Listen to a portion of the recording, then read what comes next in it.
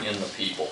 Whereas if we're just like the folks over in Britain, for example, that disarm the society, then a small group of people can easily push them around. Yeah, we heard an excellent argument last night from someone from Britain that said there's more guns in Britain now than when they made everyone disarmed. But they're in the hands of the wrong folks. Ed, one more comment. Yeah. Big thing, just tell them why can't they have their local ordinances? Tell them to read what's going on in New York. As ridiculous as New York is, with their salt, their no smoking here, no smoking there, whatever the case may be. And if they don't get it, then they're too stupid to serve great government. No, that's good. That's good. Those are really good arguments. Full sponsor, Evers, and so. House Bill 45, the sponsor is Negron. House Bill 517, the sponsor is Evers. Yeah, Ron?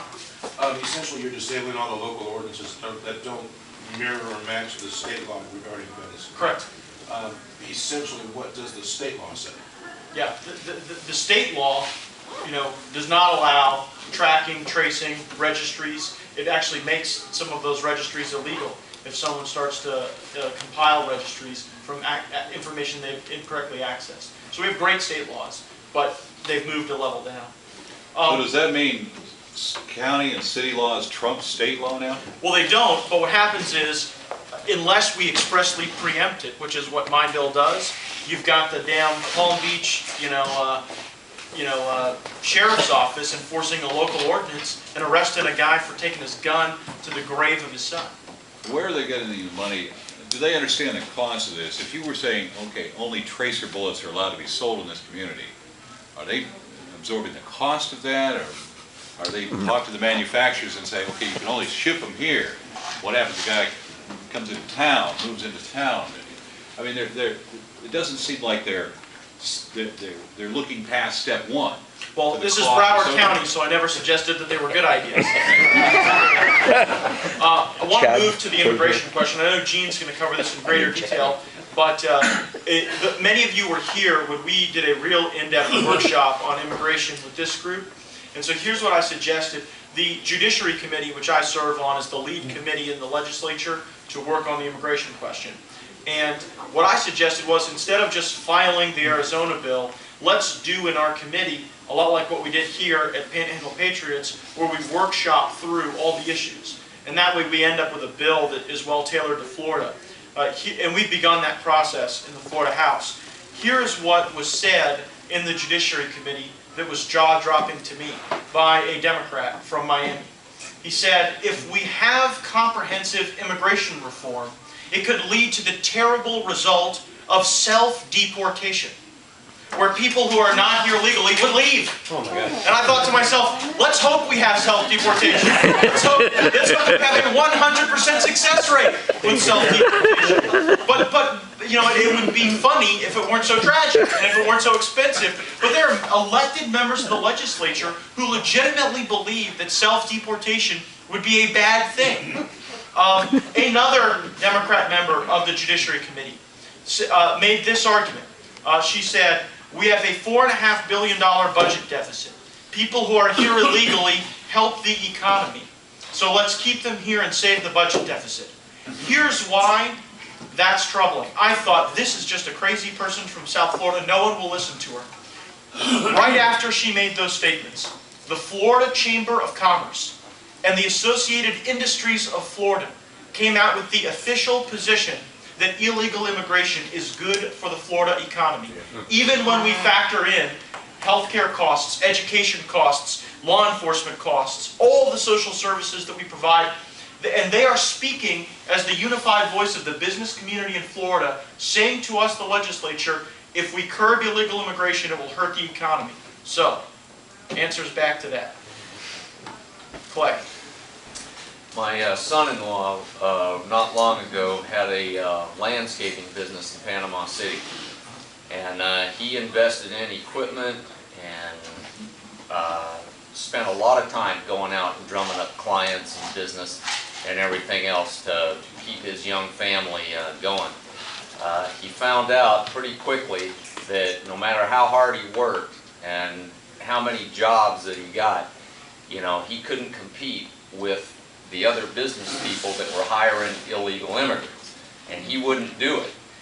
And basically he got undercut and went out of business and had to sell his equipment at a loss, and now he's back in school and trying to put himself through school to get a degree to go do something else. So the policy Tell me argument- how that's good Yeah. for, you know, business that wants to adhere to the law of the land. I mean, you either got the law of the land and you've got legitimate business, or you got the Chamber of Commerce basically advocating illegal activity for what? For some other end purpose? I Yeah, well, they're really don't yeah. understand. I where think they're that it's a coming lot of from. agribusinesses that are members of those organizations that have funded them to be able to make those representations.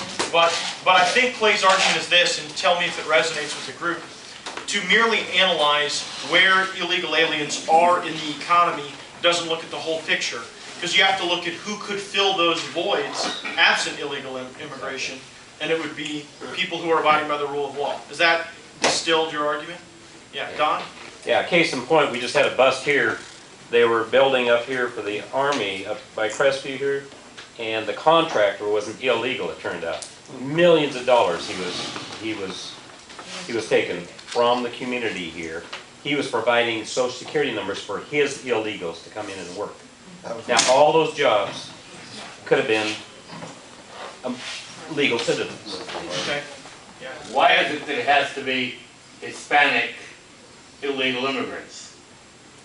You know, the Uniform Rule of Naturalization, Article 1, Section 8 of the Constitution, a uniform rule for all.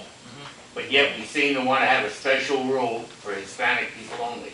Well, There are qualified people from, and there are probably some illegal East Europeans and everything else in the country that are very qualified to take a lot of jobs and to do a lot of jobs. But it seems like the only ones we seem interested in doing, and especially in the Miami community, would be Hispanic.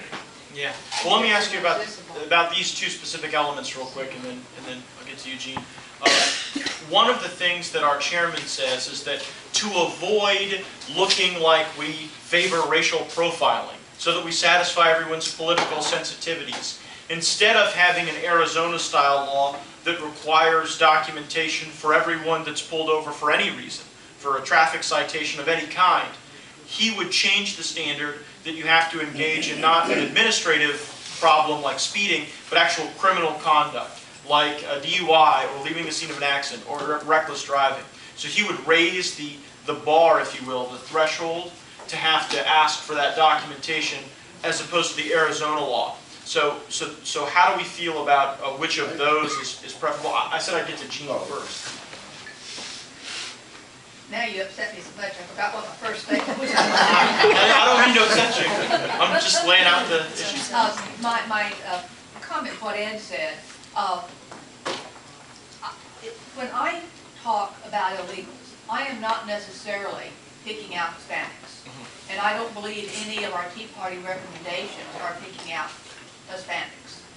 For example, when we say that this many billion dollars is sent to Mexico, but then we also say, but this many $billion are sent worldwide from the United States. So I don't believe it's a matter of, I guess because Hispanics are so common here, that naturally that's what a lot of us think of. But I believe these bills cover all immigrants and all illegals. No, it's a good point to continue to make because we get boxed in there. But on the question of which threshold, every traffic stop or just those where you've engaged in criminal conduct as opposed to Every just traffic. I just say, I have to produce Sure. identification of some sort, a registration, But if someone's riding with you, they don't, right? That's really the question. If you got, so should they have to produce theirs at every traffic stop or just where there's criminal No, conduct? just where there's criminal conduct. If Just they're where sitting there's in the back or No, sitting, no. if they, I mean, you're profiling at that point. You're pulling me over, I'm showing you identification, you're looking in the car, maybe Hispanic, maybe something else, and you're saying, oh, I need to see yours, for what reason? Was he driving? Well, that is the argument that the chairman of the He committee was makes. driving, Yeah. Ron? If you keep raising the bar, eventually it's not gonna mean anything anymore. You gotta set some standards and stick to them. Yes, sir. I got a problem with this immigration. I'm an immigrant myself. I immigrated from Canada, okay? But I had to go through immigration and so on. I think this immigration problem you're saying we have, which I agree you do have, is a crock. The reason why I say that, to immigrate from Canada, I had to prove my education, had to have X amount of dollars, a whole lot of money in the bank, okay? More than the average American citizen has. I had to have that in the bank. I had to prove that I had that money. I had to prove my education. I had to do all kinds of things to get into this country, and yet since I got here, I see all kinds of people getting here, okay? I had to prove that I had knowledge and skill not otherwise obtainable in the United States. Now you tell me that isn't an arrogant statement, but I had to prove that I had knowledge that they couldn't get here. And that's how I got here on a permanent visa. But then why is immigration reform a crock? Because all they have to do is impose the same rules to everybody, not just to Canadians. Just impose the same rules to Spaniards, to Amen. Italians, to French, to everybody. And they would stop. They'd stop that. Well, let me stop you there.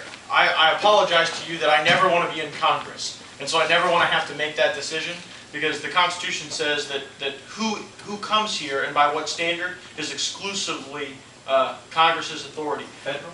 Correct. But I don't think at the state level we ought to just sit back and absorb the negative consequences of illegal immigration. I think we ought to empower our law enforcement officials to be able to do stuff to curb the problem.